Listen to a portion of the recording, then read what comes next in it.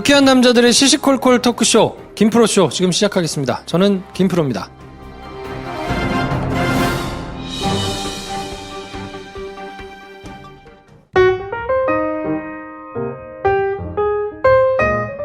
장편 영화를 열심히 준비하고 계신 배준현 감독님 나오셨습니다. 안녕하세요, 배준현입니다. 네, 실한 김선생 나오셨습니다. 안녕하세요. 주초가 됐네요. 김선생입니다. 네, 저는 영화 좋아하는 김프로고요. 뭘 주초야, 수요일인데. 주초가 지나가 버렸네요. 김선생입니다. 네. 정주를 놓고 살고 있습니다. 네. 네. 빠른 세태 전환. 그러게. 네. 자, 흥미로운 사연이 들어왔습니다. 오늘의 빠따인데, 네. 야, 이거 AS 빠따는 있었나요? AS 잘 없었지. 빠따는 잘 없었는데. 기억이 잘 안 나는데, 네. 오늘은 30대 여성분, 바로 지난주죠. 그렇죠. 밑에 후임, 인턴, 교육하는 게 너무 힘들어가지고, 네. 어떻게 해야 되냐라고 했던 그분이 네. 네. AS 사연을 보내주셨는데, 네. 흥미진진합니다, 진짜. 정말. 야, 이거 어떡해? 이런 걸 보고 저희는 점입가경이라고 말하죠. 그렇죠. 자, 일단 내용을 조금 길기는 한데, 네. 김 선생님 먼저 소개해 주십시오. 읽어볼게요. 야, 아이고야. 점입가경이네요. 진짜. 어떡하죠? 대서사시네요. 정말. 야. 여기서 칭찬 포인트. 절대 하지 말라고 하신 그 짓을 했는데, 근데 틀린 말은 안 했어. 그리고 우리가 조언한 대로 했어요. 네. 어차피 3개월 평가가 끝나면 얘가 잘리면 되는 거 아니야. 그래서 그거를 하다 스트레스 좀 스스로 받으셨다. 뭐 거기까지는 근데 뭐 우리가 조언한 대로 하신 거 아닙니까? 그렇죠. 근데 이제 그게 조금 힘들었다. 거기까지는 이해할 수 있는데 이 뒤에 이제 대폭발 사건. 네. 아 그리고 난 얘랑 진짜 일을 못하겠구나. 라고 폭발한 것까지도 우리가 예상했던 수준 아닙니까? 어느 정도 예상했죠. 그리고 얘가 나가면 되는 거예요. 이 신입이 네. 평가가 최저점을 받아가지고 나가면 되는데 이 이후로 근데 이해할 수 없는 일들이 또 속출하고 있네요. 반전. 그러니까 이 반전 뭐지? 여기서 대표님이 회식 자리에서 와서 쓱 했다는 말 있잖아요. 응. 야, 그 인턴애가 네가 자기 때문에 많이 힘들어한다고 생각하더라. 어린애가 저런 말까지 하는데 네가 그럼 되겠니? 요걸 어떻게 해석하십니까? 진짜 이거 해석이 네. 쉽지 않은데. 근데 일단 친인척은 없대. 다이렉트 친인척은 아니더라도 뭔가 관계가 있다. 아빠 친구거나. 그렇죠. 네. 아니면 사장님 친구 딸이거나. 네, 뭐 어떻게 그죠? 어, 그러니까 막 약간 그런 게 아니면 약간 지금 해석이 안 되는 일들이 속출하고 있어요. 그래서 그렇죠. 그러니까 우리가 지금 사연 보내주신 분에게 반론 제기한 게 아니고 지금 감정이입이 되고 있다는 걸 말씀드리는 거예요. 그렇죠. 네. 냉정하게 보면 그럴 가능성 하나. 또 저는 다른 포인트를 보는데 이럴 가능성도 있다고 봐요. 어떤? 객관적으로 보기에는 음. 별로 큰 대세 지장 없을 수 있다. 그럴 수 있지. 신입이. 본인은 신입이 정말 얘는 있으면 안 되겠다라고 생각하는데 객관적으로 그냥 업무를 하는 데 있어서 다른 사람이 보기에는 뭐 그 정도는 아니고 그냥 둘 다 가도 무난하지 않나 라고 판단을 할 수도 있겠다. 그럴 수도 있죠. 그럴 수도 있죠. 네. 하여튼 사연 아무튼 보내신 지금- 분 입장에서는 근데 정말 이것이 깝깝하기 정말 이를 데 없는 상황이긴 합니다. 그렇죠. 그래도 팀장님의 말씀이 조금 위안은 되네요. 막 나가겠다 난리치고 출근 안 했더니 지금 상무님 대표님 전화를 다 받았다고 했잖아요. 네. 그래서 다른 부서 이동 얘기가 나오고 있어요.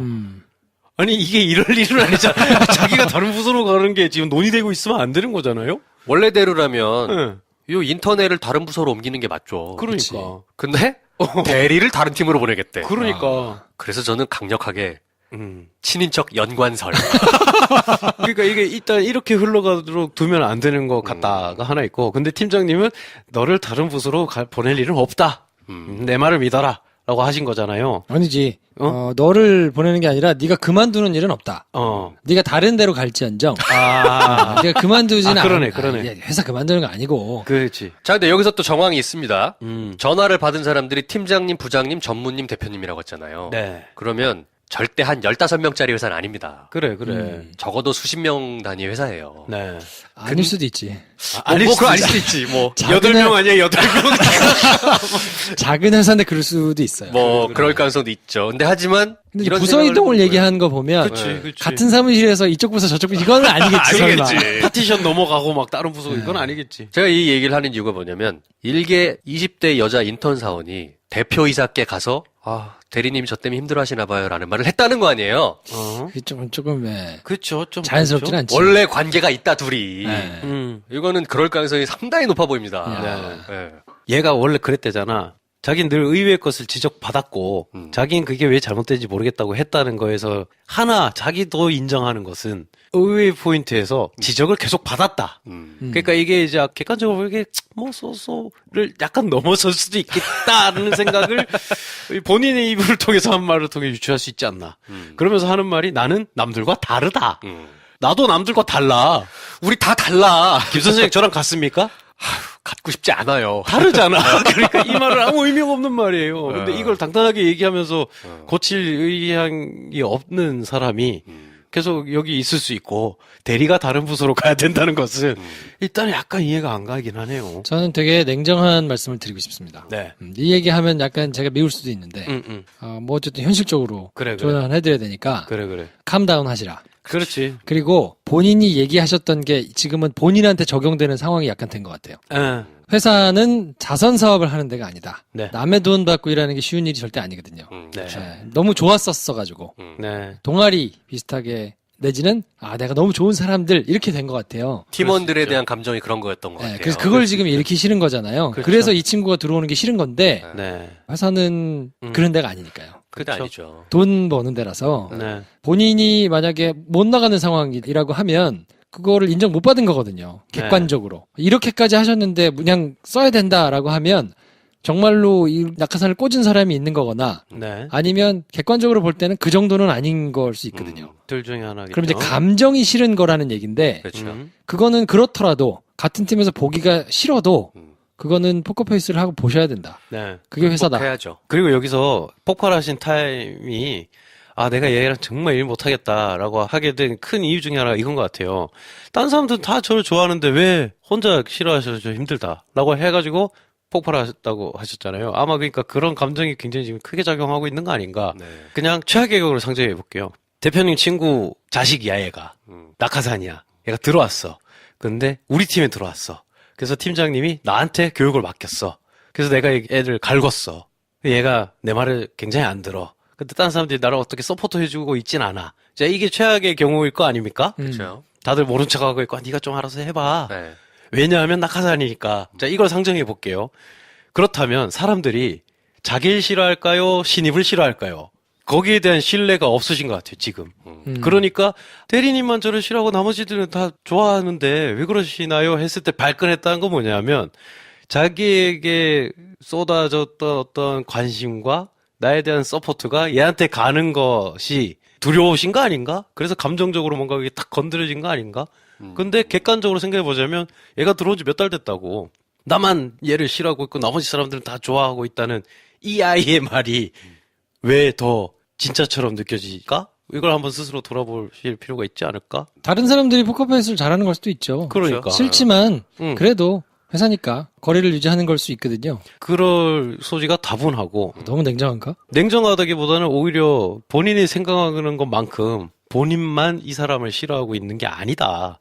본인이 그냥 그 역할을 맡은 거다. 그 정도로만 생각하시면 이렇게까지 막 스스로가 힘들게 화를 내고 하실 필요가 없다. 대리 직급이신 것 같아요. 그러면은 직장 생활 경력이 그렇게 긴 분은 아니신 것 같아요. 그렇겠죠. 그죠? 대리면. 이런 일 정도는 겪어야 됩니다. 그렇지. 네. 아니 그리고 이것 때문에 회사를 관두는 건 조금 그러니까. 아닌 것 같은데요. 그러니까요. 관두면 누구 좋으라고. 그럼요. 이거는 관둘 일은 아닌 것 같아요. 절대 아닙니다. 그리고 너무 화가 나는 게 또 이 친구한테 화가 났다가 이제 팀원, 팀장님, 회사에 화가 난다. 그 이유가 왜 합리적이게 내 말을 듣지 않고 제 얘기를 필터링 없이 그냥 받아들이고 내가 이렇게 보고서에다가 이렇게 한 거를 그대로 받아들이지 않느냐라는 어떤 합리적인 의구심이나 이 회사의 시스템에 대한 나의 어떤 환멸 이게 아니고 즐겁고 재미났던 내 회사 생활이 끝장났다로 자꾸 수렴되시는 게 조금 나는 걱정이 된다. 그거는 조금 프로답지는 않습니다. 네. 이 사연에는 온통 감정입니다. 네. 이성과 합리는 없어요, 지금. 네. 온통 감정입니다. 미움, 짜증, 분노, 우리 팀원, 팀장, 또 부장, 전무, 대표님에 대한 크나큰 배신감. 네. 요걸로 가득 차 있어요. 그러실 거 없다. 그렇지. 그러실 필요 없어요. 직장이에요, 그냥 네. 직장. 네. 냉정하게 생각해 보자면 그럼 자기 편 만들면 돼요. 신입사원이 지금 가장 큰 무기가 이거잖아요. 대리를 빼고는 저 싫어하는 사람이 아무도 없어요. 라고 하잖아요. 그래? 그걸 그럼 똑바로 원래 내가 원하는 대로 바꿔줄게. 너는 우리 회사를 너무 사랑하지만 우리 모두가 널 싫어한다는 걸 보여줄게.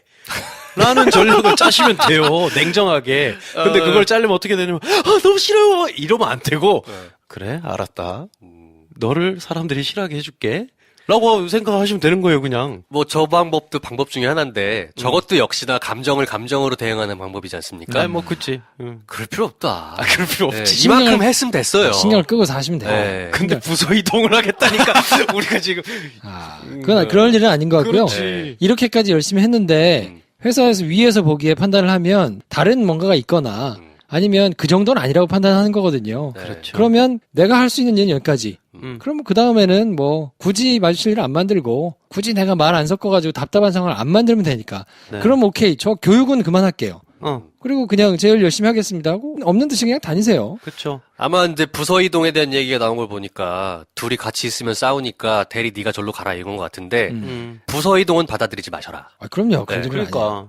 여기가 원래 내 자리고 그쵸. 내가 할 일인데 내가 왜 부서 이동하냐. 나 그냥 있겠다. 저 친구를 내보내는 건 너무 잘해야지 않냐. 장점을 찾아보자. 라면서 지금 이 사단이 났다고 쭉 쓰셨는데 냉정하게 보자면 사연 보내주신 분의 단점이 처음으로 드러난 사례일 수도 있다. 회사에서 볼 생활할 때는. 때. 예. 아, 얘가 이거는 컨트롤이 잘 케어가 안 되는구나. 이 부분에서 얘가 이렇게 대처를 하는구나. 라는 걸 지금 읽은 걸 수도 있다. 이 회사분들이. 네. 그걸 한번 별로 생각해 좋지 보시다. 않아요. 좋지 않으니까 그냥 캄다운 하시고 좀 프로답게 네. 행동을 하시는 게 맞을 것 같습니다. 그렇습니다. 네. 물론 쉽지 않을 겁니다. 아이, 쉽지 왜냐면 않죠. 같은 부서에 있고 아이, 짜증나죠. 네. 아침에 출근하면 걔 와 있고 그쵸. 하는 한마디 한마디 숨 쉬는 공기마저도 짜증날 거예요. 그치. 네, 그 마음 충분히 압니다. 충분히 알죠. 충분히 알아요. 네. 네. 그래서 저는 이제 그럴 때 내가 느낀 걸 제가 느끼게 하는 방법을 혼자 고안해낼 때 좀 즐거워하는 스타일이거든요. 멀리서 나를 보고 다른 길로 가는 누군가를 봤을 때 좀 즐거워하는. 그냥 그렇게 이제 즐거움을 다른 데서 찾으시라. 네. 자, 아무튼 저희가 술친구 한 방씩 또 보내드릴 테니까. 정말. 술친구미 많이 필요하실 것 같습니다. 그러니까요. 네. 어떡하냐. 간을 지키시고. 네. 좀 하여튼 이겨내 보시면 좋겠고요. 네. 진척사항이 있으면 또 주세요. 네, 또 주세요. 또 네. 주세요. 또 저희가 좀 지혜를 모아서 이번에는. 네. 만약에 진짜로 같은 부서에 있는데 정말 내가 감정적으로 너무 꼴배기 싫어서 환장하겠다 그러시면 보내주세요. 네, 디테일하게 사례를. 복수할 수 있는 저희 나름의 방식을 연구해서 알려드릴게요. 네. 네. 그리고 그렇죠. 지금부터 약간 포지셔닝을 어떻게 하시냐면 약간 그래 나도 그냥 나 편할래. 일만 잘하면 되는 거 아니야? 이렇게 포지션을 하시면 되는데 지금까지 캐릭터랑 좀 다르겠지. 왜냐하면 이렇게 팀원과 즐거운 관계를 했는데 그럼 약간 나도 똘끼가 있다는 걸 보여줘야겠다. 그러면 요 커피값을 내일 받으십시오. 신입사원한테. 나랑 너랑은 뭐 정산이 끝났으니까 어제 내가 사준 커피값 4,200원. 줄래? 이제 그 돈 받아내고 술친구 타먹으시고. 그럼 퇴사할 것 같은데. 해고당할 것 같아. 얘 이상한 애 아니야? 왜 회사가 안 된다고 그러지 무슨 커피값을 달래. 역공에 빌미가 됐습니다. 큰일 나요. 그러지. 자, 새신자 소개. 이 새신자 들어오신 분들이 많네요. 야, 이번 주에 새신자분이 많습니다. 다행인 건 영어 아이디가 그렇게 많진 않습니다. 그러네요. 네. 이름이 호명되신 분들은 자리에서 벌떡 일어나는 거 잊지 마시고요. 자, 가보겠습니다. 강사부님 그냥저냥이냥 그러거나 말거나 일 김현진이에요. 건빵 한 봉지 고노엘 그럼에도 글쎄 길모퉁이 들꽃 귀여운 다롱이 귤 드실래요. 감치열 광교 곰곰곰 기리바리가 버팀먹이요. 눈팅 6개월 난향천리 너나 잘해 시라 씨바 니코 마누라 다키슈기 단디하자 동네 산책팅 여행님 덕질더럽 리현 매일 청소님 머두근 넬반 백돌 삼다숙한우 에이스통 21 연꽃대 간마님 연라소심 잘 몰라서 진화중 척키렐라 헬로우 한쿡 체리 0501 허거 IIXII 오프레트 THEO PHILLUS YUMA054 YEONGBIN YORAY 4님까지 입니다. 네. 외쳐보겠습니다. 환영합니다. 자, 광고 잠깐 들으시고요. 저희는 프린스심 모시고 2부에서 찾아뵙겠습니다.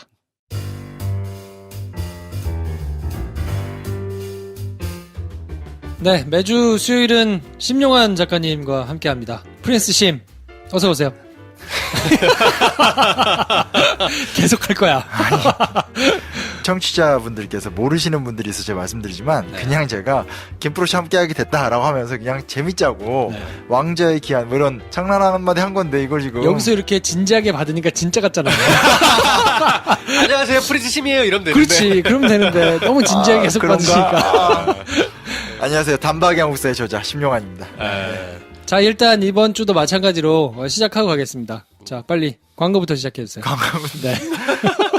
안산도서관, 안산중앙도서관? 네, 안산중앙도서관에서 3월 중순부터 매주 목요일 저녁에 6주 코스로. 한국 근대사 현대사 강연 진행을 해요. 그래서 안산에서 3, 4월 달에 그래도 이게 한 번 단발성하는 거랑 몇 주씩 하는 거 전혀 느낌 다르거든요. 그래서 와서 한번 쭉 들으시면 한국사에 대한 이해를 잡는 데도 좋고 그러면서 또 책 읽는 재미도 같이 누릴 수 있고 그냥 상보적인 것 같아요. 강의는 이해하는 데 도움이 되고 책을 읽는 건 생각하는 데 도움이 되고 같이 가는 거니까 제가 안산 지역에 뜹니다.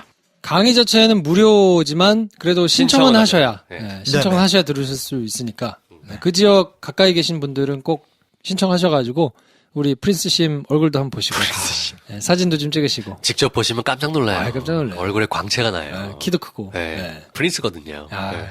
뭐 물건 어디 있어?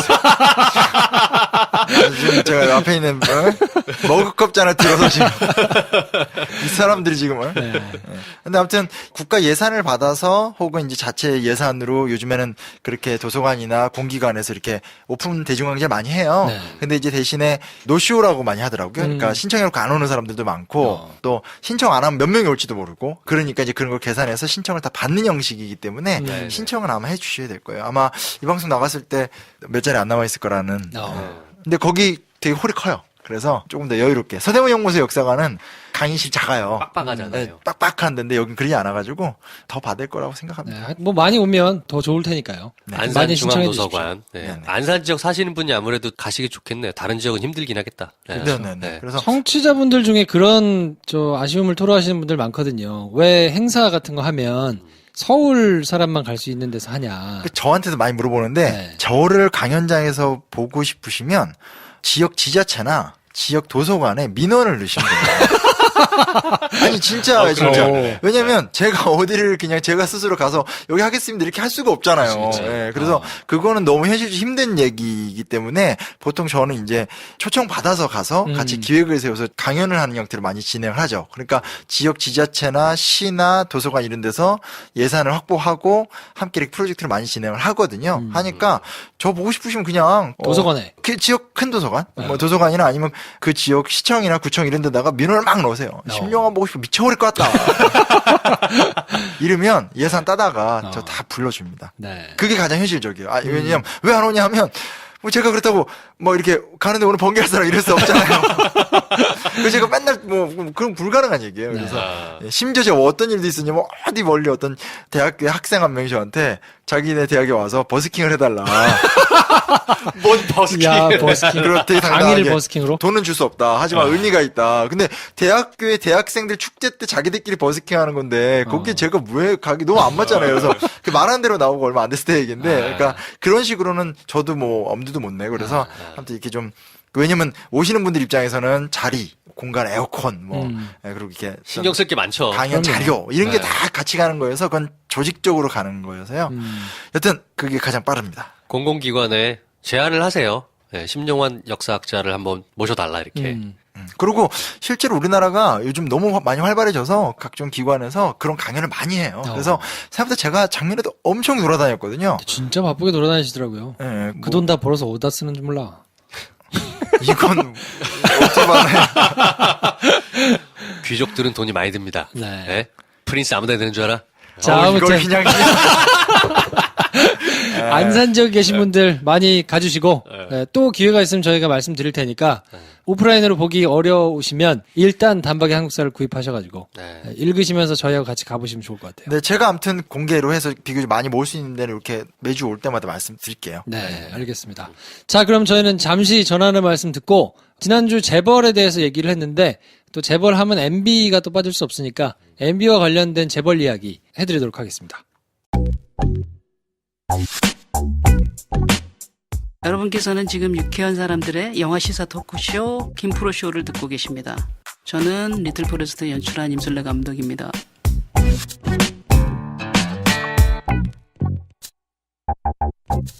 네.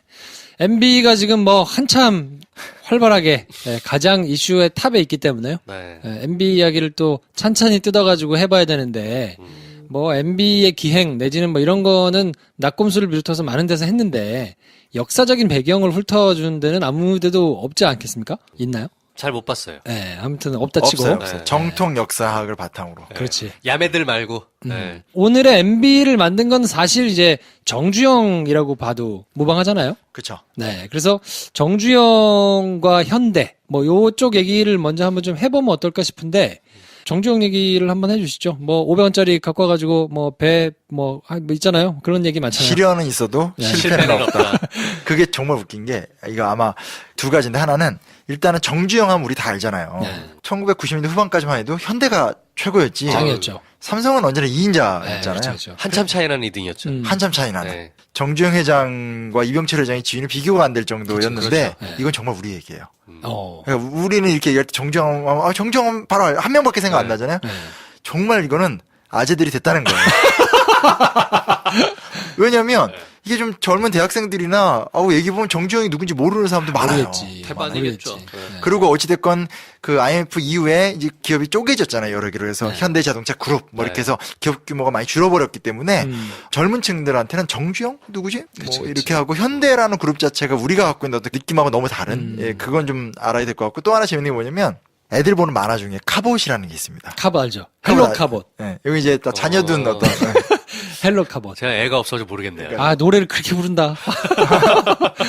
문제는 로보트가 너무 많이 나와. 많이 그래가지고 나오지. 그거 다 사주면 정말 막 거덜날 정도. 거덜나는군요. 현대차예요, 현대차. 제가 크로아티아 갔다 왔잖아요. 네. 외국 갔으니까 우리 애들한테 뭐 이렇게 좀 좋은 선물 해줘야지 하면서 막 가는 데마다 애들 매장 다 갔거든요.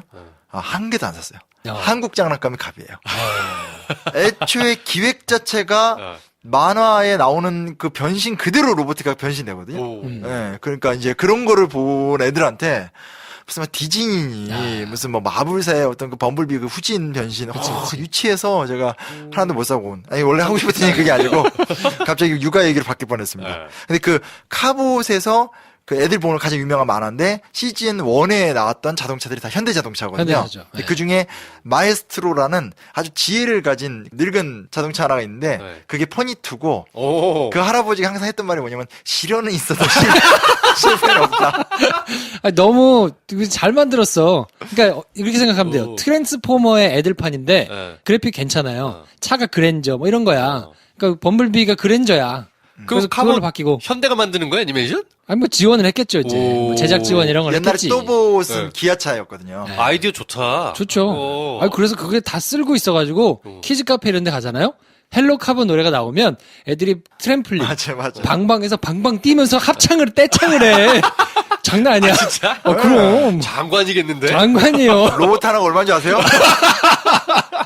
진짜 비싸. 오. 애 낳지 말아야지. 근데 어찌됐건 좀 그런 일화 정도인 거고, 그러니까 실제로는 정주영이라는 존재는 많이 이제 잊혀진 이름이 돼버린 건 사실이죠. 이게 삼성하고 현대가 너무 얘기가 나눠지는 게, 삼성하면 옛날에 그렇게 존재감이 있지 않았고, 삼성이 또 IMF에 또 한 원인을 제공했던 기업이었잖아요. 기억하실지 모르겠지만 삼성자동차. 자동차가 예. 있었죠. 그게 이제 확인을 하려면 조금 더 여러 건 있어야 되지만 어찌됐건 바로 1992년 김영삼 대통령이 되는 바로 그때 현대그룹의 회장이었던 정주영은 대통령 후보로 나왔고 그렇죠. 예, 그리고 그때 삼성의 이건희 회장 아마 초입일 텐데 김영삼에게 정치 자금을 지원했다. 많이 회자가 됐고 그래서 무리하게 자동차 산업이 그때는 우리나라 자동차 회사가 많았잖아요. 기아 자동차 뭐였죠? 대우 자동차. 아시아 자동차도 있었죠. 아시아 자동차도 네. 있고. 뭐 쌍용도 있고. 예, 있을 때인데 무리하게 삼성을 이제 밀어주는 것이 이제 삼성 자동차가 만들어주는 것이 이건희 전 회장의 어떤 그런 최고의 그 취미? 그렇죠. 자동차 모는 거? 네. 그러니까 이제 그런 게 이제 하나 배경이 돼서 아직도 생각나. 삼성이 만들면 다릅니다. 다릅니다. 맞아요. 정명훈 아저씨 나와가지고. 네. 네. 그게 아재라니까. 아니, 기억이 나는 걸 어떻게 해. 전 기억 안 나요? 그 이후에 이제 현대는 굉장히 김영삼 정권으로부터 많은 탄압을 받았고 네. 삼성은 굉장히 많은 특혜를 누렸다. 이게 이제 거의 그 당시에는 뭐 정가의 상식처럼 이제 떠오르던 얘기인데 뭐 어찌됐건 대통령 후보로 나올 정도였던 위상을 가졌던 게 이제 정주영이었고 그리고 그 이후에 98년 김대중 정부 때는 본인이 이제 원래 북한 출신이잖아요. 그래서 소떼 1,001마리. 예, 그러니까 1,000마리를 이제 덤프트럭에 이제 거기다 200마리씩 이렇게 태워가지고 야, 장관이었어요. 한 마리는 아예 이제 끌고. 네. 그러니까 이제 좀 생각이 난다는 게 네. 다 늙었다는 얘기예요. 이걸 이렇게 그치. 나누는 스타일이 입장이 돼야지 우리 젊은 청취자들을 위해서 이렇게 다들 지금 눈빛들이 이러면서 저희보다 듣는 분들이 연세가 더 많아요.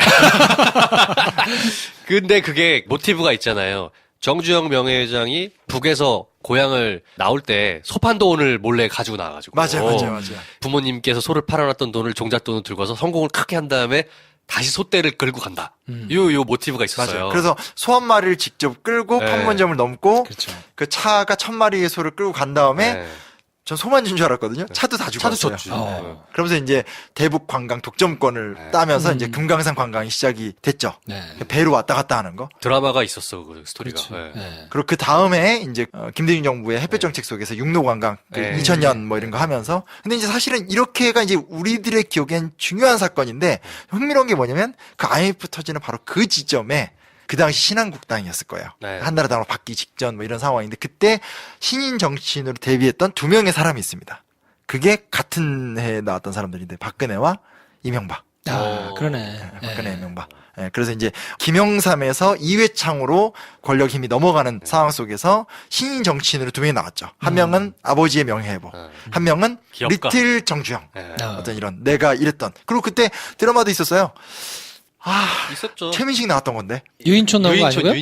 유인촌이 이명박으로 나왔던. 맞아. 네. 최민식 거의 신인 젊은 걸로 거기 뭐 뭘로 나왔었고. 기억 안 나? 야제가 아니니까 나는. 야, 이거 뭐야? 야인 시대? 아닌데. 아니야. 야망의 야망의 세월인가? 야망의 세월. 야망의 세월이었던 것 아, 같아요. 왜 기억나고 그래? 나 진짜. 야망에서 그렇죠. 아, 저주스러워, 정말.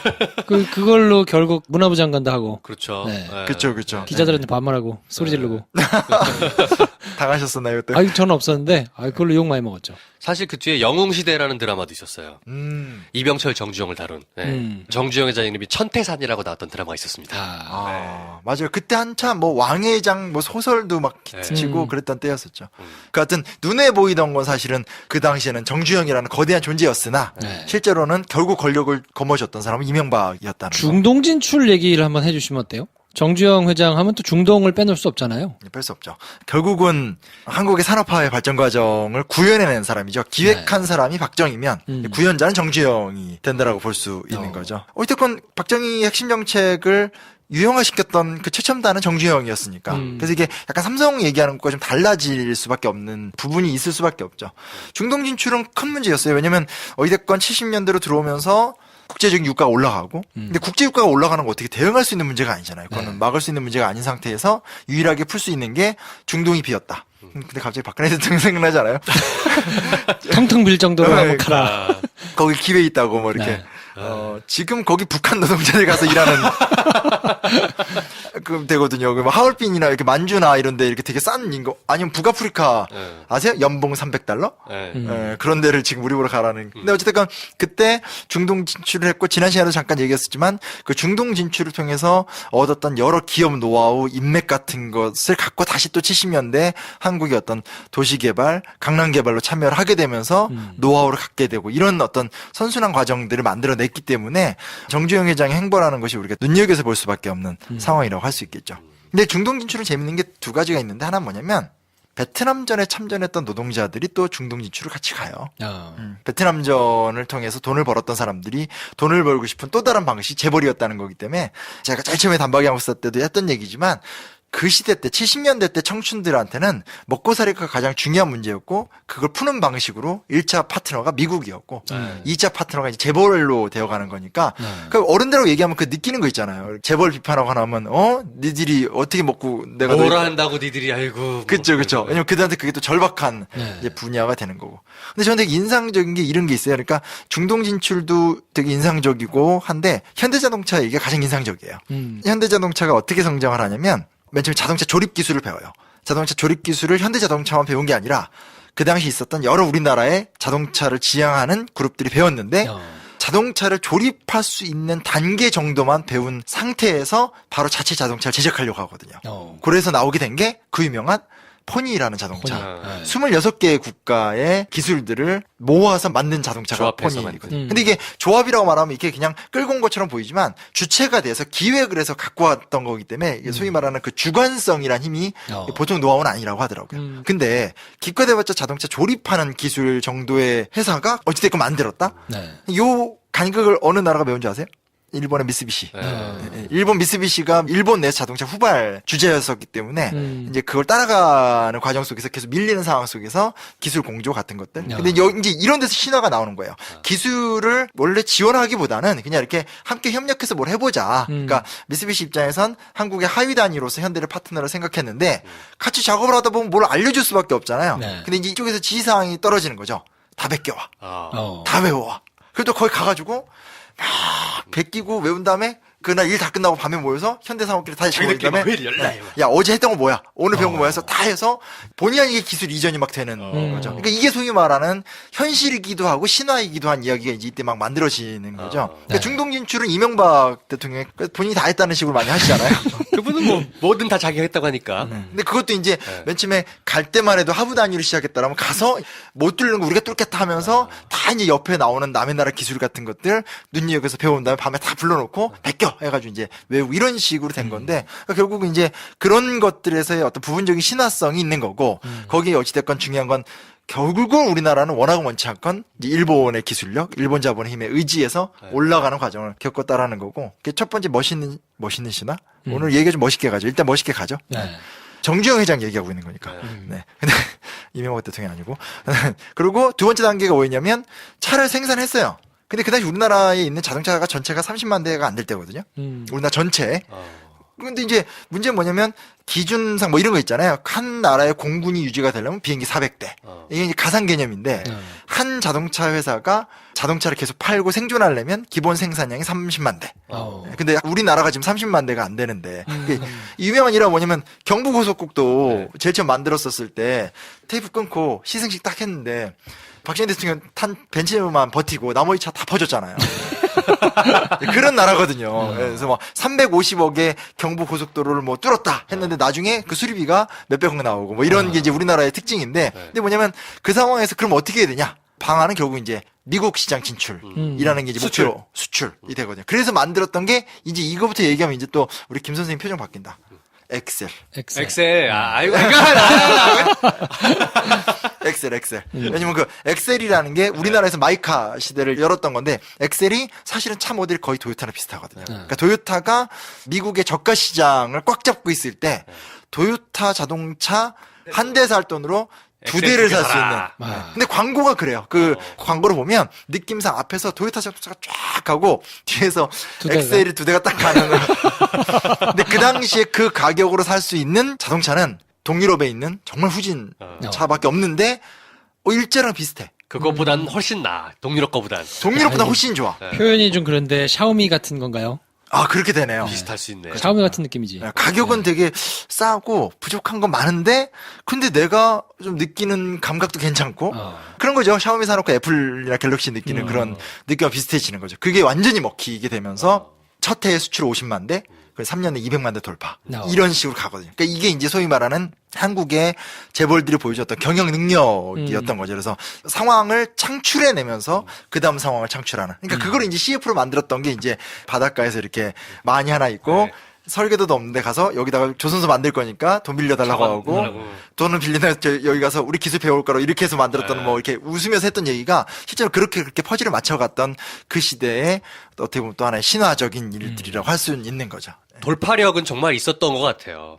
과거 히스토리들을 들어보면 정경유착으로 나라의 도움을 받았건 말았건 간에 어쨌건 되게 열악한 나라였던 건 맞잖아요. 근데 창의적이고 그걸 극복해내는 돌파력은 분명히 있었던 것 같아요. 네. 그러니까 이제 이런 부분은 제한적으로 분명히 기업가 정신이 있는 거예요. 네. 그러니까 예를 들면 파주 일산에서 들어오는 지역의 서울 부분 그쪽 원래 개발 안 했어요. 아예 개발 안 했던 이유가 뭐냐면 거기는 박정희 대통령이 장군이었잖아요. 그러니까 군사학적으로 서부전선에서 군대가 들어오면 북한산 외곽지대 속에서 포병이 북한의 탱크를 몰아넣고 포격하는 지역. 그래서 그 통일로 들어오는 데는 군데 이렇게 탱크 들어올 때 부술 그게 있어요. 터널 같이 생긴 큰 게 있거든요. 근데 그게 그 앞뒤로 간판이 붙어 있어서 잘 안 보이는 저거는 뭔가 싶은데 가다 보면 이렇게 큰 콘크리트로 터널 같은 걸 중간에 만들어 놓은 게 있는데 그 쏘기 위한 거예요. 그래서 그걸 계속 쏴가지고 허물어뜨려 놔야 탱크가 밀고 들어오다가 길이 차단되니까 지금도 있어요. 네. 꽤 많이 있습니다. 그게. 그게 저기 자유로 뭐 이런 이쪽 얘기하는 거 아니에요? 그 자유로 나가는 의학도로. 그러니까 반대로 이제 개성에서 군대가 넘어와서 파주 일산을 거쳐서 서울로 들어오게 되니까 방어시설을 만들었는데 문제 뭐냐면 그걸 깼던 게 김신조 사건이거든요. 네, 왜냐면 그쪽을 개발을 안 해놓으니까 휴전선부터 청와대까지 사람이 안 살아요. 그렇지. 안 사니까 넘어온 거예요. 반나절이면 뛰어와. 그러니까 이게 뭐가냐면 김신조나 북한 무장공비를 되게 대단하다고 얘기를 하는데 그때는 그게 가능한 거죠. 개발이 안 돼 있으니까 지금 같은 거예요. SNS로 바로 막 셀카 막 찍고 막 지금 옵니다 막 이러면서 그래서 이제 그런 상황이 되니까 이렇게 가지 말고 차라리 개발을 하자. 개발을 하는 게 오히려 밝아지니까 북괴가 못 내려올 거다라고 하면서 개발을 시작했거든요. 그러니까 이제 그런 것들을 그럼 개발을 누가 해요? 현대가 나서는 거죠. 우리는 이런 기술을 갖고 있습니다 하면서 이제 참여해서 개발하면서 또 노하우를 얻게 되고. 남산 1호 터널, 2호 터널 이렇게 만들었잖아요. 그것도 지금 이제 교통혼잡 때문에 뚫었다고 하지만 남산 1호 터널 같은 거 왜 만든 줄 아세요? 모르겠어요. 유사시에 넘어가거나 서울 시민들, 그때는 서울이 강북이니까 서울 시민들의 대피소. 그러니까 원래 남산 1호 터널이에요. 거기가 벙커군요, 일종의. 벙커죠. 되게 일종의가 큰 아니라 벙커. 그냥 벙커예요, 벙커. 뭐 20만 명 수용 이렇게 벙커였었어요. 예. 근데 그것도 이제 만약에 전쟁이 일어난다고 하면, 왜냐면 70년대 초반까지만 하더라도 북의 도발이 심했고, 여러 미국 문서들 보면, 베트남전 때도 김일성이 진짜 막 이렇게 마오나 소련한테 우리 지금 다시 남침하겠다. 그래서 걔네들도 좀 답답한데. 진짜 그런 게 나오거든요. 그러니까 그러니 안보적 이유로 물론 안보를 빌미로 인권 유린을 했던 건 나쁜 거지만 그걸 이제 대응을 안 할 수가 없으니까 남산을 뚫는데 그것도 누가 뚫어요? 현대가 뚫어야지. 현대 혹은 다른 기업들인데 뚫면서 암벽을 뚫고 터널을 만드는 기술을 개발하잖아요. 그러니까 그걸 발견하면서 이제 그런 것들이 모이면서 또 다시 이제 강남 개발 같은 데 이렇게 쏟게 되고. 그러니까 이게 앞뒤가 연결되는 거예요. 예. 우리가 스티브 잡스나 빌 게이츠를 바라볼 때 제일 나쁜 시각이 뭐냐면 그들을 언제나 위대한 창조적 인물로만 보는 거. 그러니까 제가 개인적으로 어디 가서 제일 강연 듣는 거 싫을 때, 물론 강연을 잘 안 들어요. 특히 저는 거의 외국 사람 책만 보는 약간 이상한 버릇 갖고 있는데 이제 어쩔 수 없이 강연을 들을 때가 있는데 저는 일단은 PPT 슬라이드에서 잡스나 빌 게이츠 나오면 화가 확 나요. 왜냐면 이 사람들 너무 창조적 인재로만 나오는 건데 실제로는 미국은 이미 1920년대 때 지금 우리 뉴욕 같은 데 있잖아요. 뭐 ESB 빌딩 같은 거 1920년대 때 뉴욕주 개발돼서 땅값이 하루에 몇십 배씩 오를 그때 다 지은 거거든요. 그러니까 정경유착과 부정부패는 1920년대 때 다 끝났어요. 끝나고 남아서 이제 남은 건 창조적인 것밖에 없는 그 타이밍에서 성숙된 미국화에서 나왔던 인재들이 잡스나 빌 게이츠인데 그런 것들을 빼고 이 사람들을 완전히 영웅화하는 건데 우리 이제 그게 가치 같다라고 보면 되는 거죠. 한편에서는 기업가적인 마인드로 도전과 부딪히는 것이 있지만 반대편에서는 분명히 정부 정책을 반영한다라든지 냉전 질서 속에 일어난 현상들을 탁탁 붙으면서 행동을 하게 되는. 하지만 정치 자금을 제일 많이 준 사람은 누구다? 정주영이다. 정주영. 왜 돈이 제일 많으니까. 그렇죠. 그렇죠. 50 청문회 때 노무현 그 당시 국회의원이 이제 가장 강력하게 공격했던 것도 정주영이었잖아요. 그렇죠. 그리고 현장에서 가장 쿨하게 인정한 것도 정주영이었어요. 왜냐면 버틸 자신이 있거든요. 얘기 이상해진다. 정주영과 이명박의 평행이론 이건 무슨 말입니까? 그거는 뭐 얘기 오늘 흥미롭게 가고 있는데 흥미로운 거 맞나요? 저 혼자 신났나요? 네, 그래요? 저희가 조금 더 체계적인 준비를 했습니다. 지난주에는 우리 김 선생 너무 술 마시고 김프로 너무 지금 저기 공중파 카톡하고 있고 거만해지고 카톡까지는 아니고 눈빛이 사람이 바뀌었어요. 한 달 전과 지금 크로아티아 갔다 온다음에 너무 바뀌어서 약간 팔짱 끼고 듣고 있잖아 지금. 그렇구나. 야. 그러다 이제 다시 이제 궁합을 맞추면서 올라오고 있는데 근데 뭔 얘기하는 거죠? 평행이론. 제가 약간 개그 욕심 막 이런 거 있거든요. 방송 나가면 너무 지식인들 너무 진지해요. 제가 얼마 전에 어떤 이제 3.1절 특집 방송 하나 나갔는데 정말 심장이 터진 줄 알았어요. 세상 재미없어가지고. 네. 아니, 너무 이제 독립운동가 얘기하니까 진지할 수밖에 없지만 그래도 약간은 이 방송인데 이렇게 재미와 웃음이 되는데 같이 나오신 게스트 존경하는 선배님들이 너무 열정적으로 정말 그래서 너무 진지하셨군요. 너무 그래서 이렇게 웃기려고 하는데 지금 김프로 또 저 보면서 비웃습니다. 빨리 평행이론 얘기하세요. 알겠습니다. 죄송합니다. 아까 슬쩍 얘기했는데 이 둘이 똑같아요. 완전히 똑같다는 할 수 없지만 1992년에 정주영 회장이 우리나라에서 뭐 유일하게 대통령 후보로 나왔죠. 국민당. 네, 국민당 후보로 나왔고 2006년인가요? 2007년인가? 2007년? 여튼 그때 이제 대선 2007년이요. 네, 2007년. 네. 딴 생각하지 말고요. 잠깐 문자가 와가지고 급한 문자가 왔어요. 저래 사람이.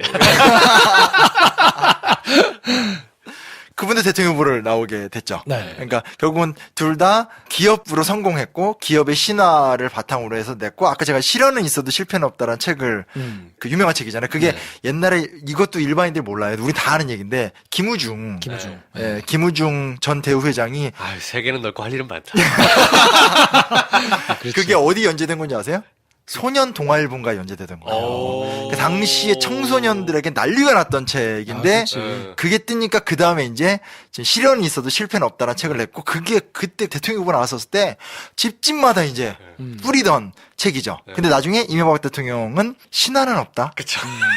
진짜 그때 책 사가지고 많이 뿌렸지. 많이 부르죠. 책을 냈고 결국은 서울시장을 거친 다음에 대통령 후보로 나와서 대통령이 된 사람이 되는 거죠. 그러니까 뭐 평행이론이란 말은 이제 이어붙인 건데 중요한 사실은 뭐냐면 결국은 이명박 대통령 입장에선 이건 한 번도 연구가 된 적이 없는데 연구해 보면 참 재밌는 게 뭐냐면 굉장히 정주영 회장의 성공과 실패를 큰 반면교사로 삼지 않았을까라는 생각이 들어요. 그랬을 것 같아요. 네. 그 이후에 의석수가 밀려서 그 당시 기억을 하실런가 모르겠지만 김동길 교수가 연세대 김동길 교수. 지금은 너무 이 사람 이상해졌는데 그때만 해도 옛날에 그 나비넥타이 메고 나와서 코스염. 코스염 딱 해서 점잖은 그때 그분이 정계에 투신해서 잘 안 됐죠. 약간 그때 안철수 같은. 근데 그런 분들끼리 이제 이합집산하면서 결국 이제 비참하게 망해간. 그리고 이제 김영삼 정부의 혹독한 보복 이 속에서 이제 기업이 이제 해체되고 이러면서 이제 돌아가신 분이어서 아마 그게 굉장히 반면교사가 되지 않았을까. 예. 그래서 이명박 대통령은 아예 처음부터 정치인 생활 자체를 신한국당, 한나라당 여기서 시작을 했잖아요. 그쵸. 네, 자기 당을 만드는 게 아니고. 네.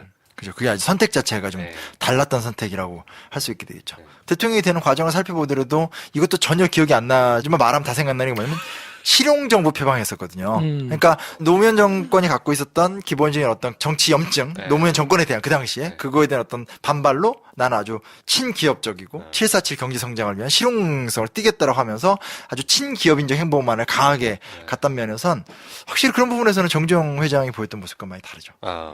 전봇대 뽑겠다 말하면서 규제 철폐. 네. 맞아요. 근데 이제 이명박이 어쨌든 대통령 후보로 한나라당의 지지를 받기 전에 판사 출신의 이회창이라는 거물이 있었는데 그렇죠. 그 자리가 어쨌든 그냥 흐지부지 됐단 말이에요. 그렇죠. 이명박으로 넘어갔잖아요. 이걸 어떻게 봐야 됩니까? 이회창 씨는 대선을 한번 졌잖아요, DJ한테. 그러니까 그 다음 인물로 넘어간다라고 했을 때 그 다음이 왜 이명박이었냐? 그 사람이 그렇게 정치적으로 그럴 가능성이 있다는 걸 뭘 어떻게 인정받은 거냐? 물론 이제 자녀 병역 그 의혹 때문에 다시 재기하기가 쉽지 않았다는 뭐 그런 게 있기는 하지만 나름의 당 안에서도 헤게모니가 있을 텐데 그게 이 전 국민적인 지지를 받아가지고 이명박으로 넘어간 데는 뭐가 있지 않을까요? 아직은 규명돼야 될 사실 뭐 역사의 영역은 좀 아닌 거긴 한데 이회창 이 옛날 대선 주자로 3번 나오셨던 분이죠. 이명박 대통령 때도 나왔어요. 그렇죠. 네. 근데 나와서 무려 20% 자기 아직 건강하다고 막 이렇게 막 체조하시고 막 이렇게 그 선거 포스트 보면 되게 재밌는 게 이분이 이회창 씨가 원래 이미지가 깨끗하고 대쪽 그래서 그렇죠. 아름다운 원칙이라는 하얀 책이 또 히트를 쳤었다. 기억하시죠? 아니, 몰라요. 그쪽은 몰라. 네. 아름다운 원칙이라고 해서 이제 내가 대쪽 판사로서 이렇게 여태까지 살아오면서 한 번도 어떤 부정을 보이지 않았고 그런 어떤 올곧은 길을 보여줬다. 그러니까 한국에 정말 살아있는 진짜 보수다. 근데 그분의 어떤 프로필을 보면 되게 재밌는 게 명문중고등학교를 나오셨고 서울대를 들어가셨고 최연소 대법관이 되셨고 그렇죠. 감사원장이 됐고 국무총리가 됐고 한나라당 총재를 2번 하셨거든요. 한국의 주류 질서에서 이분은 빠진 적이 없고 한국의 주류 질서의 총알을 다 겪은 사람이 아름다운 원칙을 얘기할 정도로 흠이 없는 유일한 흠이 자식 군대 문제였던 거였죠. 어찌됐건 87년 민주항쟁 이후에 전두환은 쫓겨나고 노태우는 이렇게 맞춰가면서 본인을 되게 낮췄잖아요. 나 이 사람 보통 사람입니다. 뭐 이런 성대모사 말 같지도 않은 하여튼 그러면서 하나하나 양보해가면서 그럭저럭 유지하다가 김영삼 김대중의 어떤 야권 출신의 카리스마 있는 지도자가 이끌어갈 적에 그 당시에 소위 말하는 한국의 주류 기득권들에게 보여줬던 대안이라는 건 결국 이회창 같은 사람인 거죠. 예, 주류지만 깨끗할 수 있다. 라는 것들. 근데 그게 이제 패배를 하는 상태, 노무현의 극적인 승리. 근데 노무현 시대 때 어떤 갖고 있는 강력한 정치 염증 속에서 이딴 거 다 필요 없고 경제가 안 좋지 않냐. 돈이나 벌자. 벌자라는 형태. 그래서 예전에 제가 어떤 잡지에서 봤던 얘기인데 이회창의 이미지는 하얀색이라면 이명박은 짙은 회색이다. 하얀색에 먹물 떨어지는 것과 짙은 회색에 먹물 떨어지는 건 이건 완전 비교가 안 된다. 그렇죠. 이렇게 얘기하는 거기 때문에 그쯤 되면 우리 사회 자체가 이제 박정희 신드롬도 어느 정도 되고 그런 과정 속에서 과거에 부정부패 있다는 것도 알겠는데 야 그래서 뭐 야권 주자 다 됐잖아. 개혁도 했잖아. 처단도 했잖아. 근데 못 살잖아. 뭐 이런 식으로 이제 나오면서 이명박이라는 한 존재를 받아낼 수 있는 토양이 있는 거죠. 근데 이게 너무 대조가 되는 게 경영자로서의 얘기를 평가하는 거는 이제 너무 감정적인 부분이 들어가는 것 같지만 정주영 회장이 보여줬던 건 어찌됐건 남북관계에 대한 기여의 모습이라든지 여러 가지 어떤 어찌됐건 산업화의 과정 속에서 국가의 니즈를 채워주면서 갔던 모습으로서 대선 주자까지 갔다가 낙마했다라면 그에 비해서 정말 이명박 대통령이 평행 이론처럼 가긴 갔지만 이명박 대통령이 대통령이 되는 과정은 대한민국 역사가 가장 천박한 수준 특히 네. 경제주의적인 어떤 문제 속에 빠져있을 때의 상황과 결합되면서 대통령이 됐던 과정이기 때문에 그 자체가 굉장히 안 좋은 거 아닌가요? 그러니까 늘상 말씀드리지만 저는 오히려 그래서 박근혜 대통령이 없었으면 어떻게 될 뻔했나 하는 생각이 사실 들긴 하거든요. 지난 9년의 시간이 굉장히 괴롭기는 했는데 이 이명박으로 시작해가지고 그 말씀하신 그 천박함, 아니 차라리 천박해도 돈이나 버는 게 낫지라고 생각해서 사람들이 쫙 몰려갔던 것을 돈을 그렇게 부패하게 해가지고 벌 수 없다라는 걸 아주 10년 동안 명징하게 보여줬기 때문에 완전히 망가지고 난 다음에 이제 제대로 기틀을 잡아야 된다라는 게 그제서야 먹히는 게 아닌가 싶거든요. 예전처럼 이렇게 하면 또 나라 어려우니까 뭐 미래를 보고 갑시다. 만약에 지금 이명박 이후에 박근혜가 안 되고 그냥 적당히 하고 지나갔으면 박근혜가 이 구호를 외쳐주고 있을 수도 있거든요. 그렇죠. 미래를 보고 갑시다. 뭐 이딴 소리 하면서. 그러니까 뗄래야 뗄 수가 없는 게 재벌이라는 것은 경제 성장의 대가로 정치 자금을 주고 또 정보를 미리 빼온 다음에 그 정보로 본인이 투기를 하잖아요. 또 돈을 벌고. 네. 그러니까 지금 보면 우리나라에서 가장 토지를 많이 갖고 있고 좋은 토지를 갖고 있는 거 물론 국가나 이런 거 빼고 나면 또 기업이 재벌이죠. 그렇죠. 재벌이잖아요. 네. 그러니까 그런 식이 되는 거니까 앞뒤가 떨어질 수가 없는 건데 지난 9년간 한국인들이 갖고 있었던 큰 착각은 그 두 개가 떨어질 수 있다. 그래서 그냥 경제 성장은 되고 부정부패는 없을 수 있다는 환상. 그 제가 잊지 못하는 게 이명박 대통령하고 그때 정동영 후보 선거 전날 강남 대치동에서 그때 이제 잘 나가다 하원 강사일 때 잘 나갔나? 아무튼 이게 밥 먹는데 옆에서 어떤 아버지가 한 50대 중반의 어르신이 가족을 막 설득하는 거예요. 근데 뭐라고 설득하냐면 한국 사회는 수준이 많이 올라갔기 때문에 더 이상 부정부패가 들어설 여지가 없다. 나도 이명박이 좀 더러운 건 아는데 뽑아놔도 우리 사회는 잘 굴러갈 것이다. 그동안 우리가 커온 게 있다. 근데 뽑아놓으니까 정반대 현상이 이제 일어나게 됐던 거죠. 좀 인상적인 모습. 아이러니컬하네요. 말씀하시는 거 들어보니까 이명박이 썼던 책이 자서전이 신화는 없다잖아요. 이명박이라는 사람이 대통령까지 됐던 걸 생각해보면 결국 어떤 신화적인 이미지가 셀러리맨의 성공담. 그렇죠. 그리고 본인 스스로가 오너가 아니었잖아요. 정주영이 아니었고 뽑힌 그 직원으로서 탑자리까지 갔다. 그리고 한국이 성장했던 시기를 대표하는 중동, 현대건설 이거를 쭉 찢어지게 가난한 집안에서 태어나서 고대 나와가지고 학생운동하다가 들어간 놈이 열심히 해서 이렇게 갔다라는 게 뭔가 한국 자본주의가 가지고 있는 굉장히 큰 신화였잖아요. 그렇죠. 근데 말씀하신 부분은 일반인들이 그때까지만 해도 정경유착과 산업발전이 동전의 앞뒤 같은 거가 아니고 서로 분리되어 있는 전혀 상관없다는 신화가 있었다는 거죠. 근데 그게 신화가 아니었다. 그래서 결국에는 자기 책대로 신화가 없다. 의 주인공이 되고 말았네요. 네. 네. 하여튼 뭐 요새 행보를 보면 야, 이 드러나지 않았으면 어쩔 뻔했나 싶은 내용들이 너무 많이 이제 드러나고 있어가지고 이참에 저런 것들을 제대로 좀 수술을 하고 가야 되는 거 아닌가 싶은 생각이 드는데 한편에서는 또 이런 생각도 들어요. 재벌이라 그러면 우리나라만의 문제인가? 이게 그냥 재벌이라 그러면 친척이나 일가나 뭐 이런 것이 뭐 중심이 된 일종의 기업 집단 뭐 이런 형태인데 우리나라에서 이런 특수한 환경을 타고 만들어져서 뭐 옥스퍼드 사전에 등재될 만큼 우리나라만의 문제로 받아들여지고 뭐 스웨덴이나 다른 나라에서는 굉장히 깨끗하게 뭐 이렇게 하는 것처럼 이제 받아들여지는 경우가 있는데 이 경우는 어떻습니까? 아니에요. 기업이 부정부패하는 게 물론 이제 정도의 차이는 있겠죠. 이렇게 지나칠 정도로 정부와 유착돼서 진행되는 건 한국의 좀 특수성이 분명히 있죠. 왜냐면 우리는 어찌됐건 정부 주도 개발을 했으니까. 그건 특수성인데 일본만 해도 그렇지는 않거든요. 근데 일본도 재벌이 있고 또 미국도 아까도 언뜻 말씀드렸지만 어찌됐건 돈이 엄청나게 몰리니까 각종 부정부패가 일어나는데 전 되게 재밌었던 게 이스라엘이 또 재벌 문제가 심각해요. 이스라엘이요? 너무 웃기지 그래요? 않아요? 진짜? 그 이스라엘이라는 나라가 어떤 경제 체계가 있는지에 대해서 사전에 아무 지식이 없어가지고. 그러니까 네. 왜냐면 우리는 이스라엘 하면 팔레스타인하고 싸우는 거 말고는 아무 관심사가 없으니까. 그렇죠. 여자도 군대 간다더라. 뭐 이 정도 말고는. 여자도 군대 가는 거. 겔가도 그렇죠? 거기 출신이라더라. 이 정도 말고는. 원더우먼. 네. 누군가 했네. 맞아요. 근데 얘네가 재밌는 게 이스라엘의 상장 회사 중에 4분의 3이 다 가족 경영. 사실상 재벌. 4분의 3? 4분의 3. 무려 613개. 네. 그리고 상위 20개 기업이 160개의 상장 기업을 지배하고 있어요. 재벌이네요? 재벌이에요. 네. 똑같은 구조예요. 그러니까 우리나라보다 단위는 아마 작겠지만 이스라엘도 굉장히 심각한 문제로 있었죠. 근데 이스라엘은 아까도 얘기했듯이 이 나라가 좀 만들어진 게 특수하고 외부적인 문제, 팔레스타인, 중동 이게 문제 심각하니까 이런 문제를 우리나라처럼 집요하게 못 파고 들었던 게 심각하다가 2000년대 초반부터 이 나라도 뭐가 문제가 되냐면 집값이 문제가 됐대요. 너무 비슷하지 않아요? 사람 사는 데는 똑같거든요. 너무 웃겨가지고. 그러니까 집값 문제가 점점 심각해지니까 사람들이 이제 민생의 불만을 느끼면서 체제 개혁 요구를 많이 하게 되니까 우리나라에서 보통 이제 강경파로 알려진 네타냐후 총리. 우리가 딴 사람 몰라도 이 사람 좀 이름 가끔 들어봤잖아요. 네타냐후. 예. 그 총리가 2012년에 재벌 개혁을 나서게 됐고 지금까지 성실하게 수행 중이라고 합니다. 예. 여러 가지 개혁안들이 있는데요.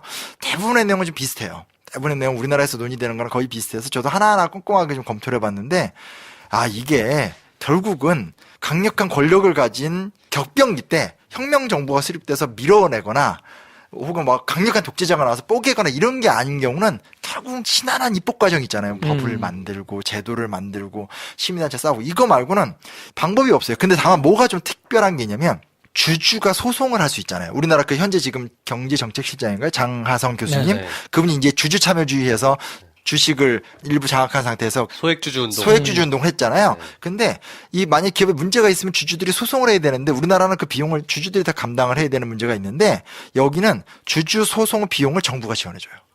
이게 좀 되게 특이한 모습이에요. 10만 달러 이상의 돈을 해줬고 또 하나는 뭐냐면 문제가 우리 회사에 있어요. 있는데 정보를 알 수가 없잖아요. 근데 정보 공개 청구 소송이 가능해요. 그러니까 정보 공개 요구가 가능해요. 그래서 그걸 주주가 요구를 하면 정보를 국가가 강제력을 써서 루트를 만들어서 정보를 빼서 확인해서 소송을 걸 수 있고 그 소송 비용을 정부가 또 다 지원해줘요. 그러니까 활성화가 유도가 되는 구조가 보다 강력하다라고 할 수 있는 것도 좀 인상적인 거죠. 또 하나 재밌는 게 뭐냐면 특별 법원도 있어요.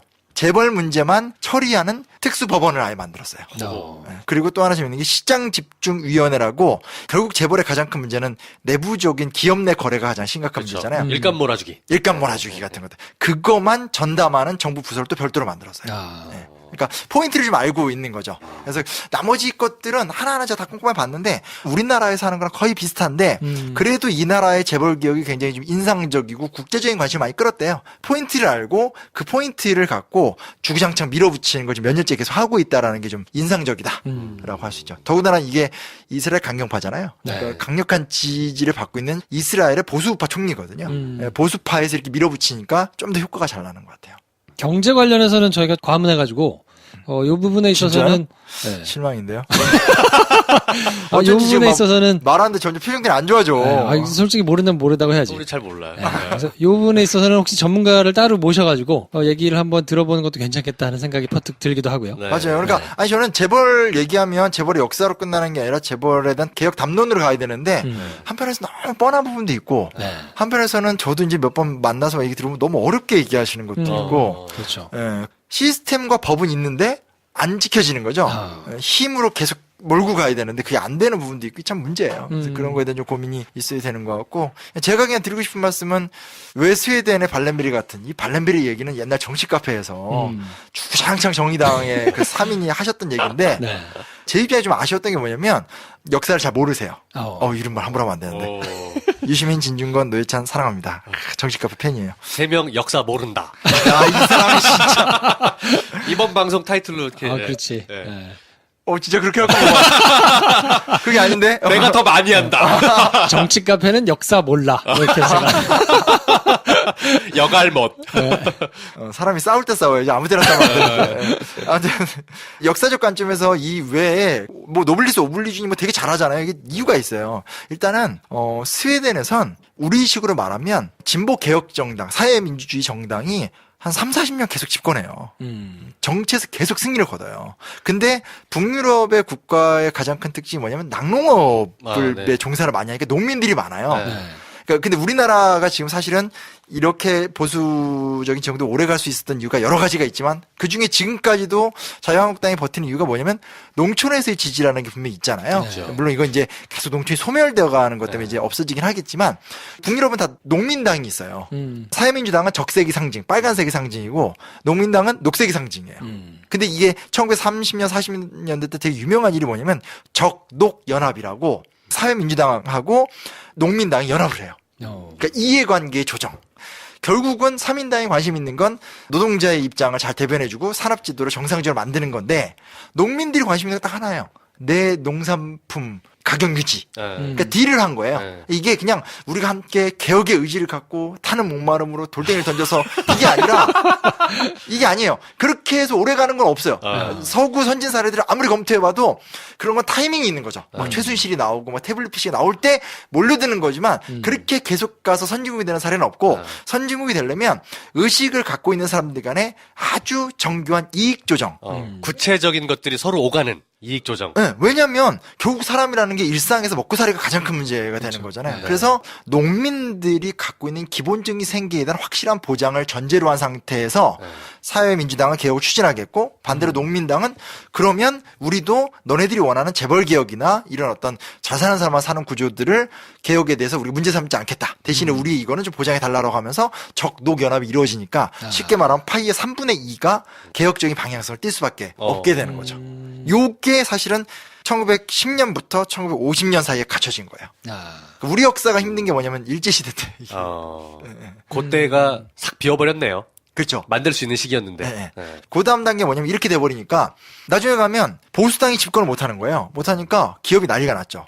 그러니까 이제 기업이 스스로 이제 시대가 바뀌었다라면서 인식. 이제는 3인당이나 농민당이 주도하는 거에 맞춰서 우리도 친사회적인 경영을 해야 된다라고 느낄 수밖에 없죠. 왜냐면 생존을 해야 되니까. 그러면서 자연스럽게 스스로 바뀌는 거예요. 기업 경영에서 좀 쉬는 날 쉬고 지금 뭐 알바들 월급 잘 주고 이런 식으로 해요. 그러다가 그것만으로는 협상력을 확보하지 못하니까 이 스웨덴 같은 게 가장 대표적인 건데 우리식으로 말하면 이렇게 돼요. 전경련하고 민주노총이 연합을 해요. 이거 되게 특이하죠. 기업인 연합회하고 노동조합, 뭐 AU, OU, OS 뭐 이런 게 있는데 단체들끼리 연합을 해서 3인당하고 녹색당이 정치를 지배하니까 그러면 당신 노동자들도 지금 정부가 여러저래 도와주긴 하지만 불만 있지 않아? 있을 거 아니에요. 그리고 우리도 있어. 우리가 연합회 하면서 노동자하고 기업이 연합을 해서 정부에 대항하는 구조를 만들어요. 그러니까 이 순간부터는 기업이 노동자의 눈치를 안 볼 수가 없어요. 그래서 대단히 노사 교섭이 계속 해마다 이루어지면서 심지어 대기업의 월급을 좀 낮춰서 중소기업의 월급과 맞춘다라든지 이런 말도 안 되는 어떤 동일 노동, 동일 임금 같은 원칙들도 관철이 되는 거죠. 이게 총 7, 80년 진행이 되는 거죠. 건전한 토양이 마련이 된 거네요. 그렇죠. 네. 그리고 그거는 이미 60년대 중반에 다 세팅이 돼서 지금까지 가는 거기 때문에 그냥 뭐 북유럽의 뭐 이런 것도 보면 다들 그냥 우린 지금 그때 만들어진 거를 재탕하고 있는 거지 새로운 걸 하고 있진 않다라고 딱 나오는 구조인 거죠. 어차피 새로운 게 나올 필요도 없죠.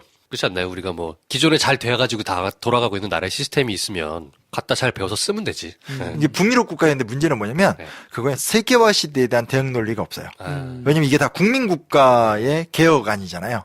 근데 이제 세계화 시대는 자본이 왔다 갔다 하는 거니까 그거에 대한 고민은 크더라고요. 근데 이제 우리 입장에서 우리는 뭐 돼 있는 게 없으니까. 그러니까 우리도 우리 입장에서 재벌을 개혁하고 싶고 또 잘못된 어떤 정치 지도자, 특히 경제를 빌미로 해서 나오는 정치 지도자의 발호를 막으려면 결국은 이제 장기적 관점에서 건전한 사회 질서와 정상적인 세력화의 구성 같은 것들이 이루어지지 않는 한은 불가능하다는 거죠.